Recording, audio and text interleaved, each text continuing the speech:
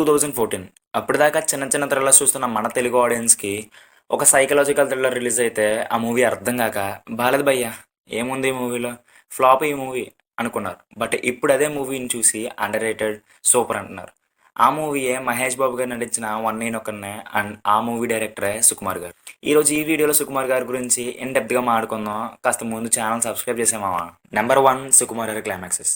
సుకుమార్ గారి movie climaxes అనేవి pre climax and క్లైమాక్స్గా divide అవుతాయి. ఎగ్జాంపుల్ రంగస్థలం మూవీలో ప్రెసిడెంట్ గారిని చంపడమే క్లైమాక్స్ అని మనందరినీ నమ్మిస్తూ ప్రీ క్లైమాక్స్ అక్కడితోనే అయిపోద్ది.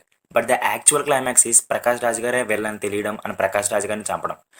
రీసెంట్గా వచ్చిన పుష్ప మూవీలో ఏంటంటే రెండు స్ట్రాంగ్ క్యారెక్టర్స్ మధ్య ఒక కన్వర్జేషన్తో మూవీ ఎండ్ అయిపోద్ది. నెంబర్ 2, సుకుమార్ గారి మూవీస్.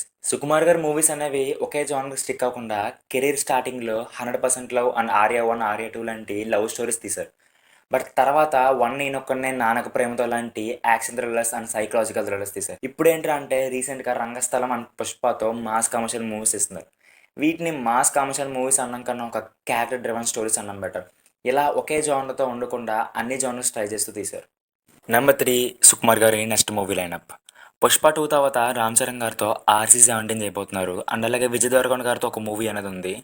దీని తర్వాత ఏమన్నా వచ్చాయంటే పుష్ప 3, పుష్ప 4 ఆ ఫ్రాంచైజీలో ఏమైనా రావచ్చు. ఈ వీడియోలో సుకుమార్ గారిని డీకోడ్ చేసినట్టు అలా ఏ డైరెక్టర్నైనా డీకోడ్ చేయాలంటే కింద కామెంట్ చేయండి. అండ్ ఇక్కడ వరకు చూసారంటే ఖచ్చితంగా వీడియో నచ్చే ఉంటుంది. కాస్త ఛానల్ సబ్స్క్రైబ్ చేసుకోమావా.